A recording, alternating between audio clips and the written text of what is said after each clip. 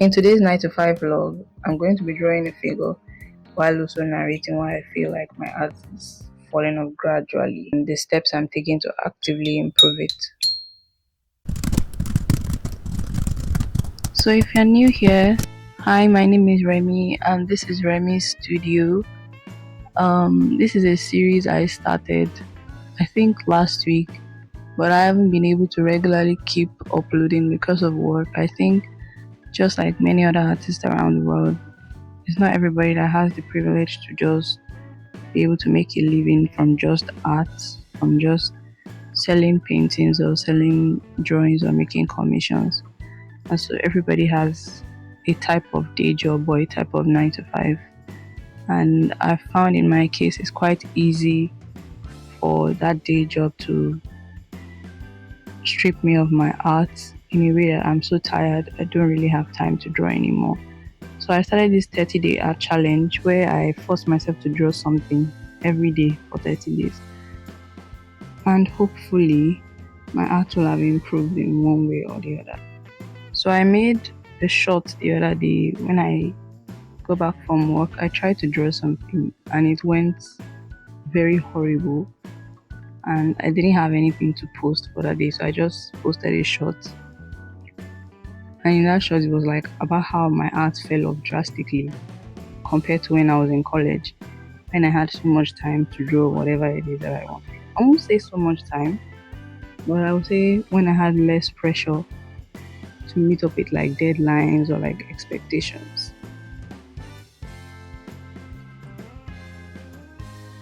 So I think the possibility of my art becoming worse, because much like people like to think that being an artist is like a talent, it's a practical skill.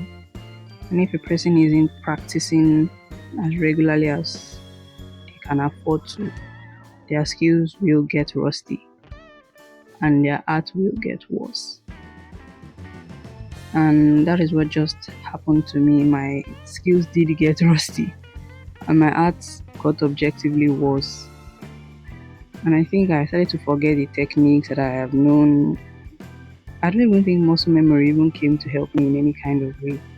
So it was a wake up call that if I really wanted to make something out of my desire to be an artist in one way or the other, I had to take drastic measures. And this channel, this series is a way of me keeping myself accountable, knowing that if I'm making a public promise, I have to be able to live up to that promise. So to be frank, I haven't been really living up to it because this is Thursday. I'm supposed to have posted on Monday.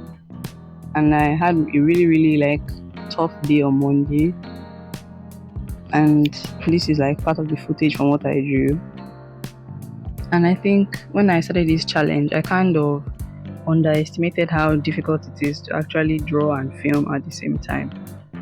So not only would I draw and film, I would have to edit it in a manner that looks interesting. And I think that's another difficulty that so many artists face. We have to like consistently perform for some kind of audience. If the audience isn't like on Instagram, if the audience isn't like on TikTok, the audience is on YouTube, we have to keep performing. And it's quite difficult because it's not so easy to do two things at the same time, to focus on what you want to draw and to also focus on if what you are drawing looks aesthetic enough. And I think that's what happened in my first video. The audio was choppy, everything was weird, the thumbnail was absurd. So it was, I would say it's a very embarrassing video for me. I have more embarrassing videos than that, but I think at this point in the challenge it was a bit embarrassing because I felt like I'm an artist, I should be able to do better. Like comparing my content to what other art content creators make, it didn't meet up. The bar has been set so high. So I tried to take a bit more time, though I made a promise that it was going to be like every day. Come on, I don't know how realistic every day, like drawing every day, realistic, or like filming, editing, posting every day. I don't know how realistic. I don't know how realistic at all. And all these algorithms, they're always like favoring people that can like sell their soul and be posting every day. But what kind of art takes just one day to be done? Or takes just 1 week to be done? Like, what kind of process is that? And I'm not even being critical of people that make art like that. I'm just curious as to how they get to produce art so fast and meet up to whatever audience it is that they are showing the art to. But for me, it's way more difficult than I ever anticipated. But regardless, I don't really have any excuses. Showing up is showing up, and I have to show up. So, in regard to just how bad my art used to be, I would say it's like that heartbreaking moment when you haven't drawn for like maybe 2 weeks, and then you go back to draw, and then you draw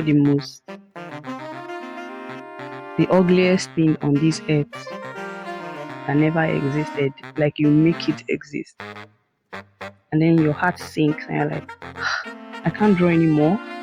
Can't I draw anymore? How did this happen? That kind of like heartbreaking emotion. That's what I was going through.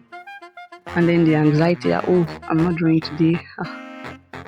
What if my art just keeps getting worse and worse and worse? And so I decided to like draw every day. And I think I keep little notes in the past. Whatever technique I use, whatever method I use, I always keep notes of everything.